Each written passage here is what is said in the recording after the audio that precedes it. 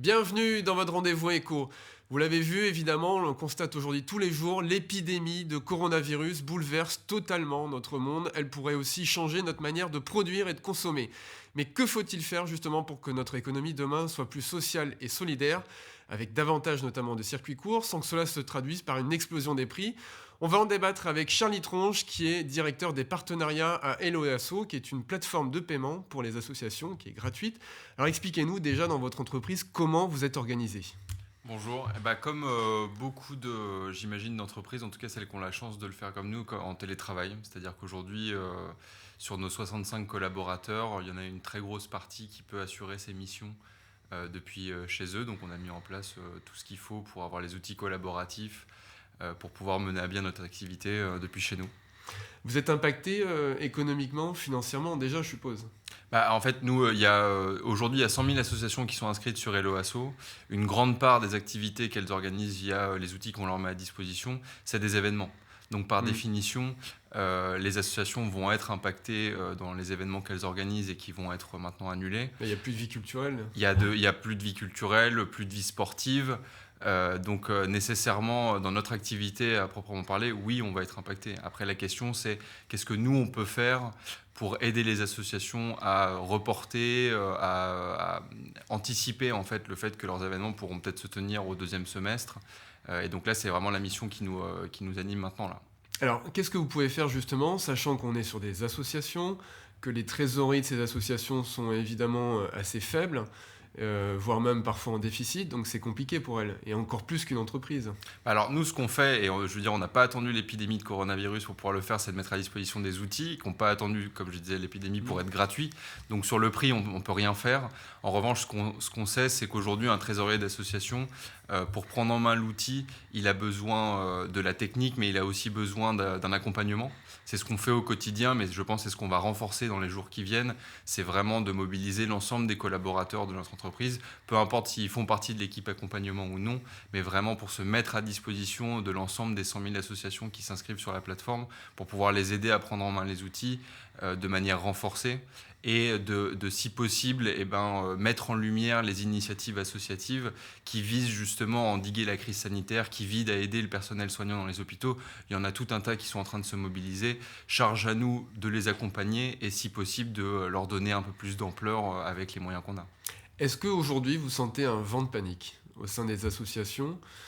Parce qu'on le sait, demain on en aura besoin plus que jamais. Le fait d'être peut-être 2 mois confiné, on se dit bien évidemment que derrière il va falloir redonner de la vie sociale, tout le monde va avoir envie de se retrouver, de faire du sport, d'aller voir des pièces de théâtre, de participer justement à des soirées culturelles. Donc on va vraiment avoir besoin de ça et vraiment besoin d'elles. Donc il y en a certaines qui craignent de disparaître, je suppose. Vous savez, je ne sens pas de vent de panique en particulier. Je pense que les associations, c'est des organisations qui sont extrêmement résilientes. Vous m'excuserez la trivialité du propos, mais je pense qu'elles en ont vu d'autres. Ce qui ne veut pas dire que je minimise la crise qu'on est en train de vivre actuellement et qu'elles sont en train de vivre, puisqu'elles vont être impactées, comme je le disais. Mais je pense qu'elles ont cette capacité, cette résilience pour pouvoir faire outre la crise. Et du coup, elles sont les premières à utiliser plutôt des modèles alternatifs, faire avec des bouts de ficelle parfois. Et du coup, je pense qu'elles vont réussir à s'en sortir et à passer outre parce qu'elles ont un petit peu dans leur code génétique l'art de la débrouille et du système D. Après, cela étant dit, encore une fois, oui, il va y avoir un impact sur les activités associatives, ne serait-ce que parce que les Français vont être amenés à de moins en moins bouger de chez eux et donc de moins en moins se voir en réunion. Et la base d'une association, c'est de ne pas être seul, c'est d'être en collectif. Donc oui, il va y avoir un impact, mais je ne sens pas de vent de panique, je sens plus une détermination à renforcer ces actions. Et comme vous le disiez fort justement, il va falloir que chacun soit présent. Et là, je parle d'acteurs comme nous, je parle de bénévoles, je parle des responsables associatifs, je parle des services de l'État, les collectivités. Être présents, certes à distance, mais pour aider les associations et pour les aider dans la mission d'impact qu'elles ont, puisque par définition, parfois, ça peut être du sport, mais ça peut être de la culture, mais ça peut être aussi d'interagir avec des publics fragiles. Or, les publics ne vont pas cesser d'être fragiles malgré le potentiel confinement. Donc, il va falloir les aider chacun à notre niveau. Est-ce que les banques, est-ce que l'URSSAF déjà commence à les aider? Alors ça, c'est une bonne question. Moi, je n'ai pas vu encore aujourd'hui d'annonce particulière du gouvernement, des banques, de l'URSSAF ou d'autres Parce organismes. qu'on parle beaucoup des entreprises aujourd'hui.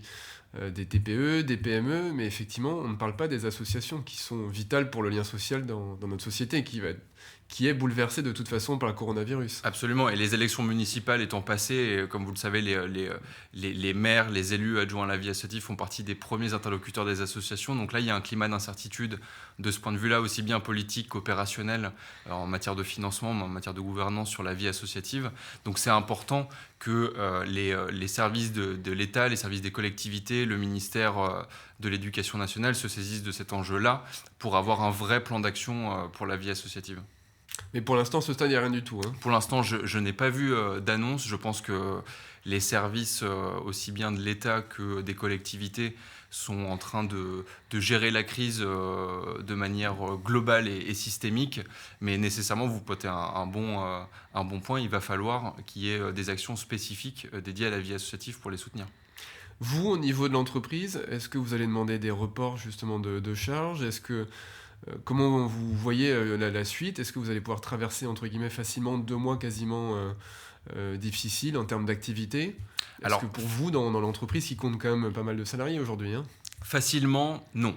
Je pense que et je dirais que ça n'est pas propre à Hello Asso. Je pense que n'importe quelle entreprise vous aura apporté la même réponse. Les mois qui viennent ne vont pas être faciles à vivre. Après, nous, comme je le disais, travaillant dans le numérique, on a à disposition un certain nombre d'outils qui nous permettent de collaborer et assurer une continuité d'activité. Et normalement, ça ne devrait rien changer à la manière dont on travaille au quotidien. Et comme je le disais, c'est plutôt la zone de priorité qui est différente. C'est-à-dire que aujourd'hui, on organise beaucoup d'événements pour accompagner les associations à saisir du numérique, par exemple. Ces événements étant annulés, il va falloir décider que les priorités maintenant sont vraiment d'aider les associations à distance, à leur faire prendre en main les outils, les accompagner dans leur démarche, potentiellement des associations dont les événements sont annulés, voir dans quelle mesure on peut les aider à être remboursés, puisqu'on opère l'ensemble de leurs paiements. Après, évidemment, ça ne va pas être une période qui va être facile. Et j'ai envie de dire, on navigue un petit peu à vue à l'heure actuelle en fonction des annonces gouvernementales. Et donc, on prendra toutes les mesures qui sont bonnes à prendre, à la fois pour que les salariés puissent mener à bien leur mission, qu'il n'y ait pas de problème pour eux, et pour les 100 000 associations qu'on accompagne.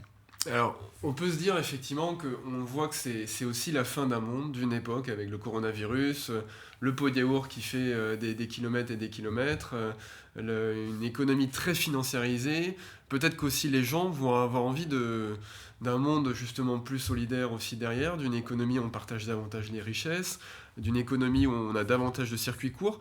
Est-ce que c'est trop tard pour changer de modèle ? Et sinon, comment on peut le faire ? Alors, je pense que c'est jamais trop tard pour changer de modèle. Et là encore, c'est un petit peu comme la question que vous me posez tout à l'heure. Je pense que les associations n'ont pas attendu, encore une fois, l'épidémie de coronavirus pour proposer une sorte de contre-modèle de société. Et ensuite, il y a une appétence qui existe depuis un certain nombre d'années pour plus de local, plus de circuits courts. Et c'est un signe faible peut-être de ce avec quoi il va falloir vivre dans les prochaines années. La crise du coronavirus, mais comme n'importe quelle crise à échelle mondiale, pointe du doigt qu'effectivement, on arrive à l'essoufflement d'un système hyper global et qu'on a intérêt à pouvoir compter sur des réseaux locaux, que ce soit de solidarité, de consommation. Et les associations faisaient partie des premiers acteurs à pointer et à faire émerger ces réseaux locaux d'entraide, de solidarité, de consommation, etc. Donc en fait, cette crise, elle pointe du doigt que les associations finalement font preuve d'énormément d'innovation sociale, que ça peut être une réponse, et nous on est convaincus chez Hello Asso que c'est une réponse. C'est déjà 10% du PIB, l'économie sociale et solidaire, effectivement. C'est énorme, et le monde associatif, c'est 22 millions de personnes qui donnent du temps pour les associations, donc c'est un tiers des Français. Donc globalement, ce qui est assez intéressant, c'est que le commun des mortels, si j'ose dire, a du mal à réaliser le poids du secteur associatif, à la fois en termes économiques, en termes d'emploi. Il le voit bien, je pense, en termes de création de lien social, mais on a du mal parfois à distinguer l'impact et la performance presque économique que peut avoir le monde associatif. Et à ce titre-là, des crises comme celle-là peuvent effectivement servir de déclic pour se dire mais finalement les réseaux d'entraide, j'ai pas besoin que ce soit quelque chose d'hyper global, je les ai en bas de chez moi.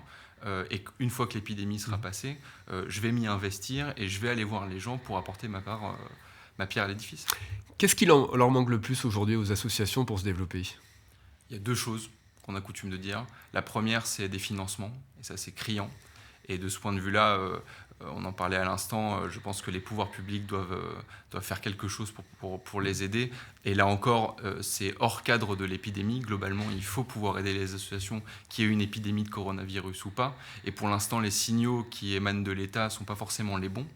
Et la deuxième chose dont parfois manquent les associations, c'est des bénévoles.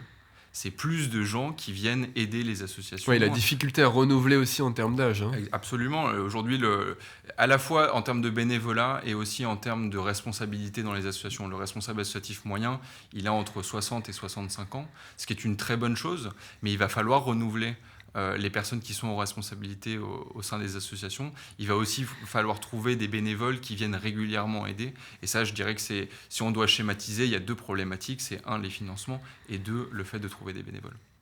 Qu'est-ce que vous préconisez comme mesure justement aujourd'hui pour les aider, pour faire en sorte qu'on change de monde, pour changer aussi un peu les mentalités ?